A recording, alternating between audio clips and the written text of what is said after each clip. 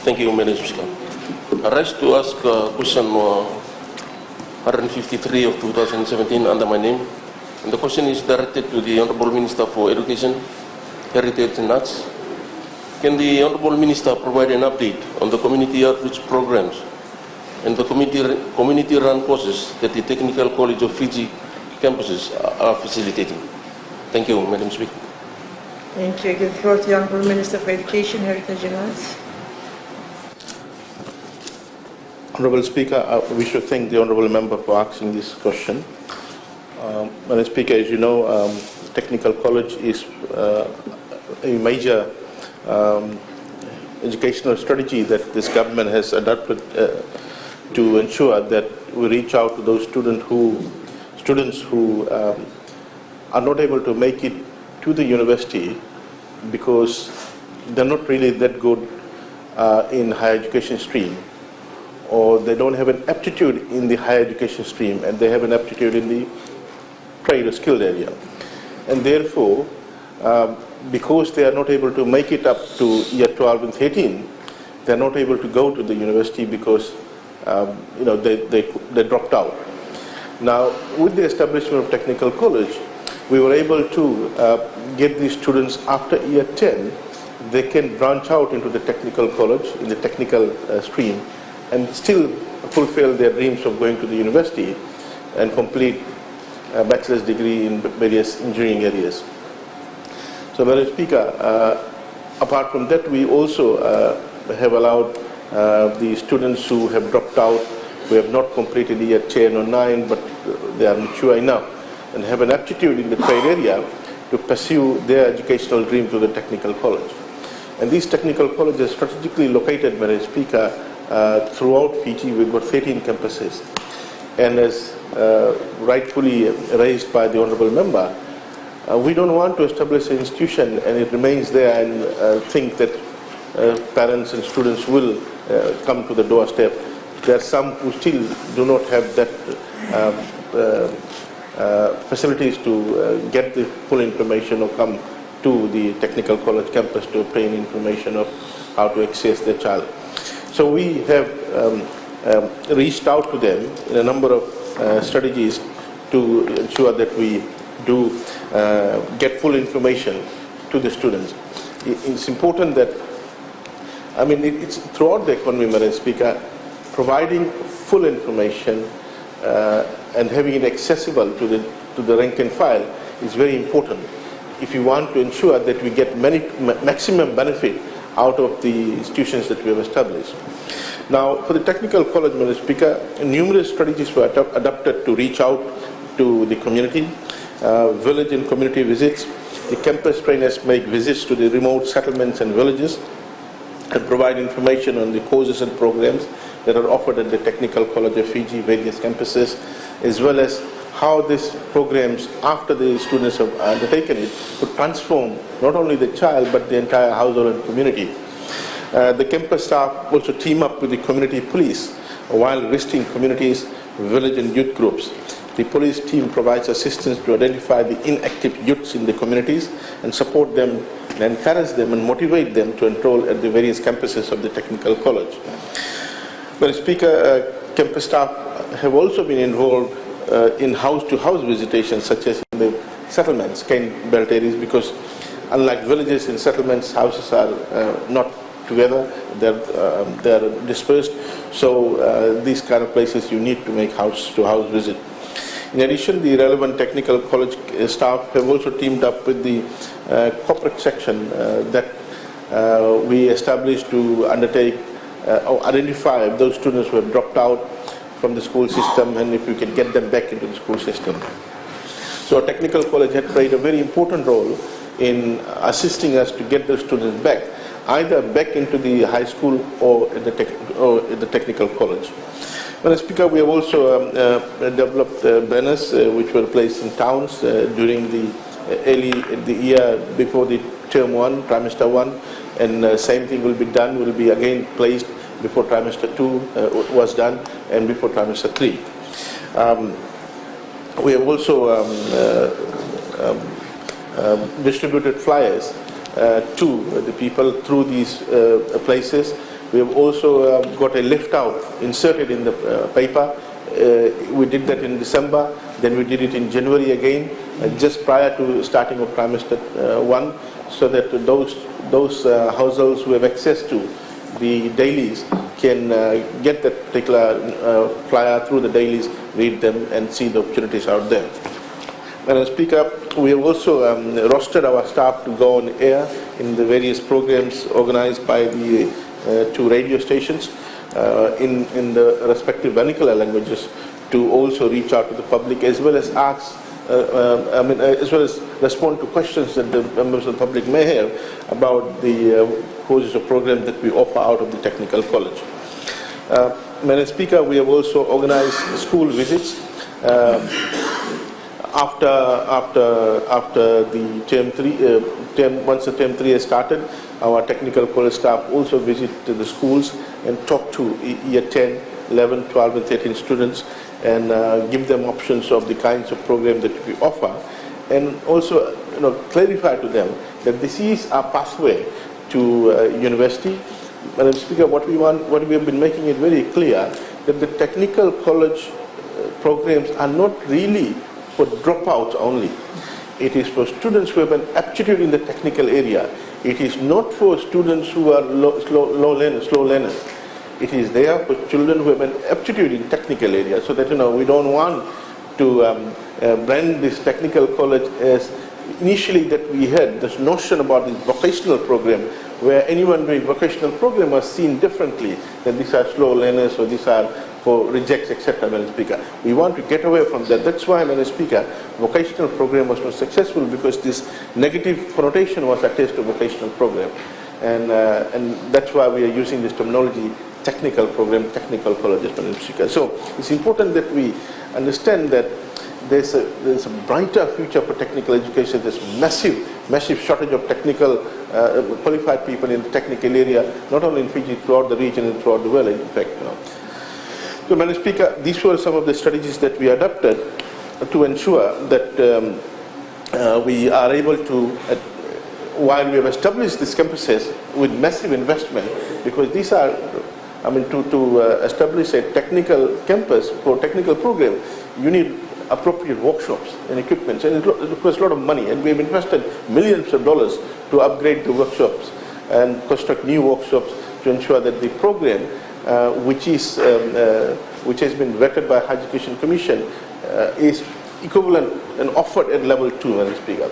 And we have also worked very closely with Fijian National University to provide a clear pathway to level 3, 4 trade diploma and bachelor's degree in the relevant areas of that particular subject matter. Thank you.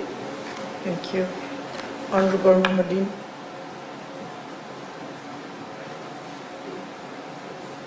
Thank you, Madam Speaker, and I also thank the Honourable Minister for his response.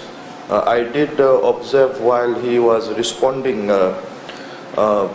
information about the short courses he was giving out. So my question to the Honourable Minister is, would he have any data on the number of students who have been trained via short courses on and off campus last year, which is 2016?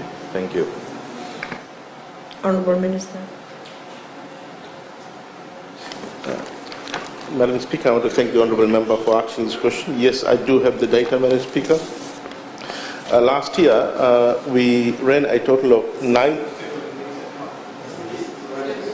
Yeah, I'm prepared, Honourable Member. You have a problem with that?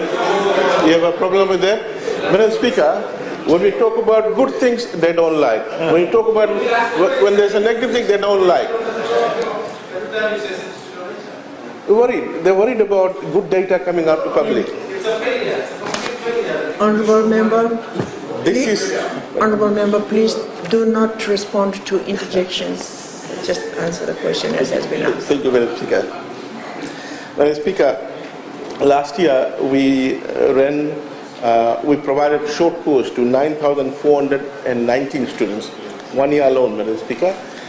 9,419 students were provided a short course ranging from 2 weeks to 6 weeks, Madam Speaker. Of this 9,419, 8,041 students undertook the short course at the various campuses, the 13 campuses. 548 students undertook the short course by our trainers going out to the village and settlements. Our campus trainers also undertook short course for staff of Water Authority of Fiji, 107. We also trained 34 inmates at the Fiji Correctional Services. We assisted the Ministry of Youth and Sports program by training the students, youths enrolled in their program throughout Fiji, 376. We identified 73 students at the various schools where we upgraded them through the short course. And then we also upgraded in certain areas our own teachers in teaching the technical courses in our schools. For example, courses in AutoCAD. 240 of those teachers were upgraded. Thank you, Madam Speaker.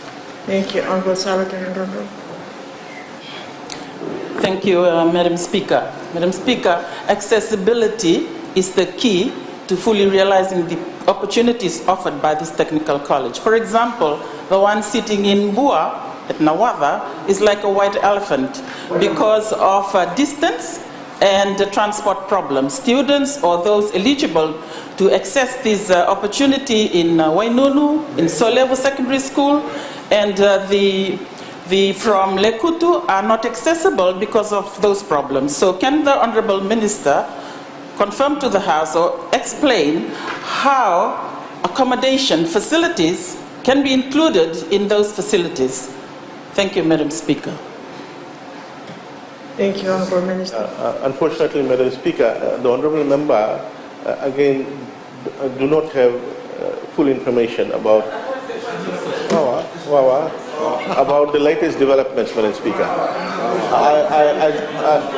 If should have gone to the campus, should have noted that there's a dormitory that's is underway to be constructed. So, Madam Speaker, we're looking at. No, absolutely not, Madam Please Speaker. do not respond to the interjections. Madam Speaker, we've got about 80 students full-time on the campus. Their concept about the campus is that only students are taught there. Just explain, over 9,000 students were taught short courses, 8,000 of them were taught on the campus, and over 1,000 was taught in the communities. So the campus is actively going around running short courses in the community as well. Now, close to 100 students are enrolled for full-time, that one-year award program. Now, Madam Speaker, we are providing RSL transportation and bus fare coupon to students who are traveling from long distance to come to the campus. Now, what we also want, Madam Speaker, as raised by Honourable Member, we want to attract students from right in the interior and the other corner of Bua, Wanunu, etc. And for that, that will be the campus where we'll have the dormitory ready early next year. So that. And Madam Speaker, and for that matter, I just want to tell the Honourable Member, we are looking at constructing dormitories in other campuses as well, Madam Speaker. For example, Nasuri, Lutoka, Nedi as well, Madam Speaker. So there are plans to ensure that we have hostel facilities at various campuses, not all probably, but various campuses, so that we can get students from interior to come and stay there and undertake the full award program, Madam Speaker. Thank you. Thank you. In consideration of time, we're giving the last question to the Honourable Mbulitahu. Thank you, Madam Speaker. I thank the Honourable Minister for his response this morning. Can the Honourable Minister confirm whether a review will be done to the curriculum of these technical schools, given that most of the, say for example, automotive, most of the models that the students learn are old models and are not relevant to the current technology and current trend? Will that a review be conducted? Because it's like a waste of time to them. Thank you, Honourable Minister. Madam Speaker, unfortunately, the member doesn't know that the program that we are running, the program that we are running is the one provided by the Higher Education Commission. That's the program that and the qualification that we offer, it is the Higher Education Commission's qualification. So that is the program running. Now the issue about models, Madam Speaker, we have got the latest equipment. For example, let me give you one simple example for textiles training, Madam Speaker. We spoke to the garment factory owners, and they said, when a graduate comes out of this particular program, we want the person to immediately start working rather than us spending 6 months to train them. And the problem they identified was that the machines that was used before FNU used to run this textiles program, those machines were outdated. So what we did, we ordered brand new machines that actually is now used at the floor, garment factory floor. So which means that the machines that we're using to train our students, that's the machine that's being used at the garment factory floor. Same thing, Madam Speaker, we want to do with the printry. As you know, the technology in printry has really moved way ahead. So this is the way. Now we are investing, Madam Speaker. We have bought, just recently, we bought a vehicle, hybrid vehicle, because there's a lot of hybrid vehicles. We want to ensure that mechanics are ready out there to fix the defects in this hybrid vehicle.